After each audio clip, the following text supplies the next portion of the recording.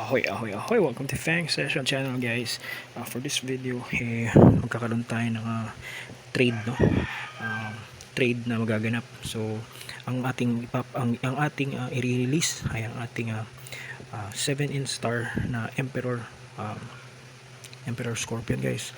So, ito ang natin. Ito ang i-release natin, guys. Then, may marireceive tayo in return. So later, guys, sa video na to makikita nyo kung ano yung ipapalit natin o yung ipapalit sa ating Emperor, no? Kasi guys, willing na akong i-release to dahil wala naman ako paggagamitan, dahil yung aking mga male o female ano pa lang, 5-inch star pa lang. So may tendency ano na to, mag-pass out na to or mag-expire, tapos hindi nila maabutan yung female.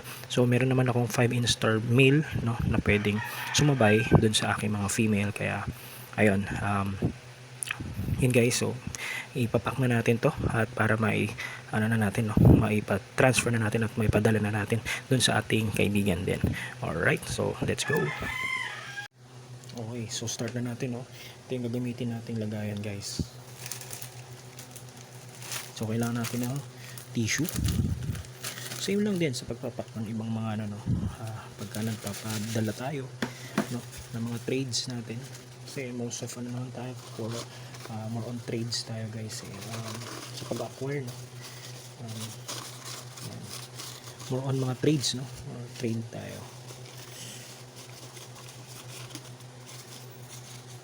Alright, so yan, para medyo medyo malagyan natin ng tissue, guys.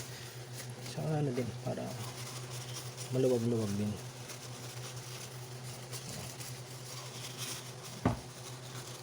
Doble na natin, no? Doble. Okay. Si Brother Cubs ang ating katrade, no?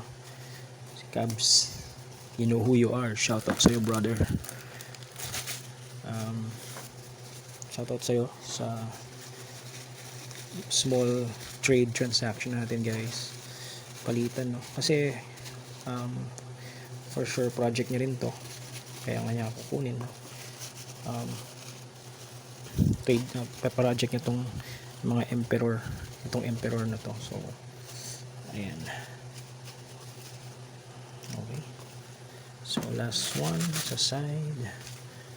Marami tayong nilalagay na tissue, guys, para safe naman, no? Hindi makalug ang ating alaga, kasi kahit paano, guys, alaga pa rin natin to, lumaki din sa ating channel, no? So next is medyo i-moist natin.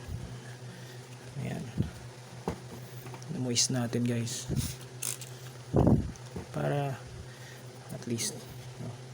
Kasi medyo lang naman to, malapit lang naman yung nito, yung pagpapadalahan nito. Pero importante pa rin, guys, well pack, no? Talagang hindi makakalog, guys, at hindi safe yung paglalakbay ng ating Emperor, no? Alright, okay, so yan, okay na yun. Tapos ito, okay, marami tayong tissue ginamit. Sabi ko nga, kailangan na safe ang ating pag-transfer. So next, transfer na natin itong ating mail. Yan. Alright.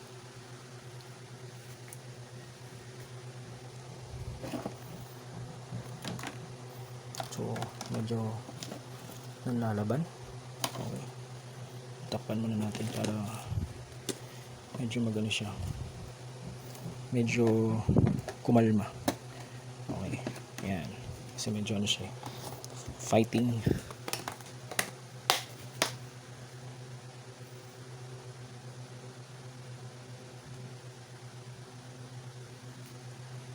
Ayan, so eto, wait lang, guys.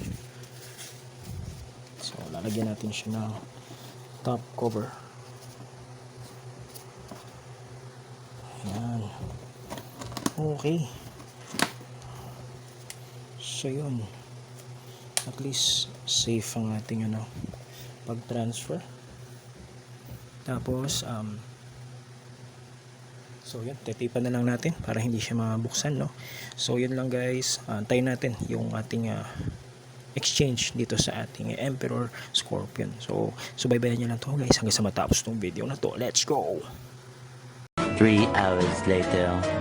Okay, at ito na nga, dumating na ating package, no. So ito siya guys. Okay, napakalaki, no, bigat nga eh. So yan, tingnan na natin, unpack na natin guys bago pa i-unpack na iba. Sabi ika nga ni JD's Tarantula, yun, unpack na natin bago i-unpack pa ng iba. Nako, daming lupain ito. Okay, may freebie tayo, napakabigat na. Okay, lupa siguro to, substrate, no.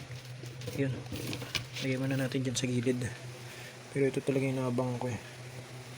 Ito guys, no. So tabi muna natin ito. So ito yung natin, no. Lagyan natin dun sa gilid. So ito guys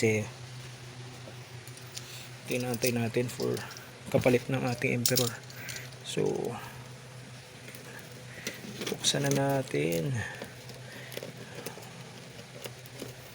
Ayun. Ayan. Okay, sa gilid. Sa pagbubukas at pag-unpack guys, maging maingat tayo, lalo na magamit tayo ng mga matatalas na bagay, no. So okay, number 1, merong libreng enclosure isa. Ito yung talaga, ito yung isa. Okay, dalawa pala, no? So may 4 dito. Ito yung panlima guys. Ayan, so tabi na natin to. Okay, so dalawang garapon ba na, no? Dalawang garapon yung pinadala ni paring Cubs. Okay, alright. So okay, ito muna, unahin mo natin to, no? Mabilisan lang to eh. Okay, so ayan, one hand lang kasi tayo guys. So ayan, 4 na specimen to. Actually isa to sa mga gusto kong specimen, no. So may opportunity guys na may trade tayo, at eto nga. So yun, arboreal enclosure. Ayan. So, pero wala pa tayong may lalagay dito guys, kaya siguro baka fossorial. Hindi ko pa sure, hindi pa natin alam kung ano pwede natin ilagay dito. So ano muna to, antabay muna. So yan, kasama muna kayo dyan. Okay, so itong natin guys, ito yung Hottentotta franzwerenii.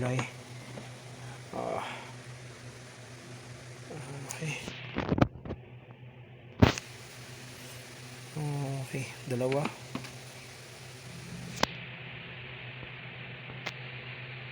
Tatlo. Tapos okay, 4 na Hottentotta franzwerenii. Okay, goods naman sila lahat. Tapos ito, okay, ito medyo medyo pamalakasan to kasi gagawin natin siyang project guys. Okay, so gagamit na tayo ng tweezer. Check muna natin kung buhay. Yun, so kung nakikita nyo guys, merong Paravutus velosus na orange morph. Ito mature male or 7-inch star male, no? Ayan. Okay, so alam nyo na mangyayari guys, nahanapan na natin ng boyfriend yung ating specimen, no? So ayan, buhay naman siya. Ayan. Okay, So yan, ita-transfer natin sila sa mga enclosure nilang panibago, no. Kaya ano ko lang, aayusin ko lang ng 2 hands to para magalaw tayo na maayos, kasi delicates kapag ka 1 hand lang tayo, no. Kaya buti meron na rin tayong safety bin para kahit alam mo yun, mahulog or ano, safe sila. Okay, so ayusin ko lang guys, wait lang. Okay, so yun guys, ang ginawa natin mixture ng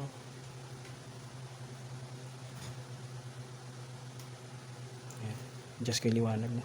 So mixture ng sand at saka coco peat. Ayan, para meron lang alam yun, texture yung ating landscaping para sa ating mga Hottentotta Franzwerenierei. Okay guys, so yun, okay, so isa-isay na nating bubuksan at papatihulog doon yung 1 down.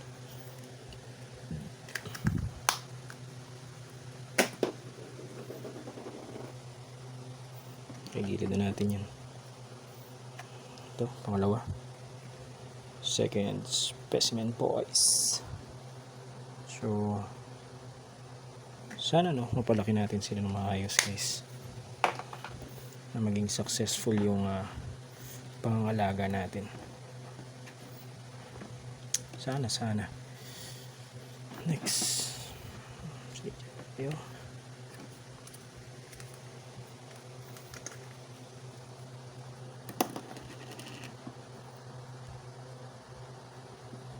Okay, 3 down, 1 to go.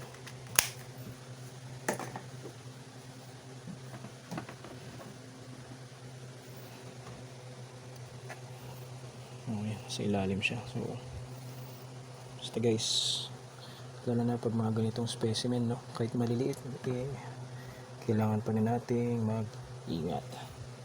Okay, so yun, 4. Uy, galing naman na makit nun. So takpan na natin, no, baka wala pa, pero syempre guys, yun nga, safety first.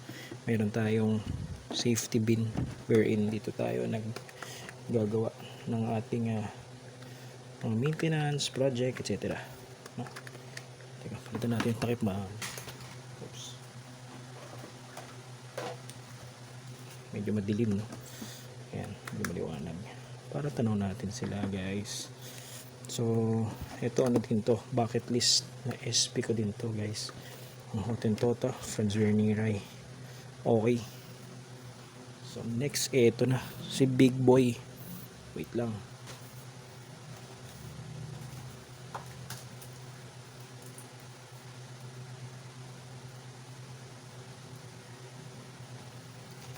walang tayo ng lupa. Okay, so ito na the big reveal. Oops. So ayun guys, malaki siya, no. So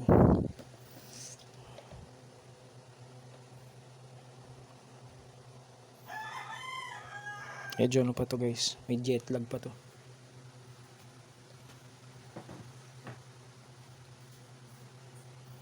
Ayan, so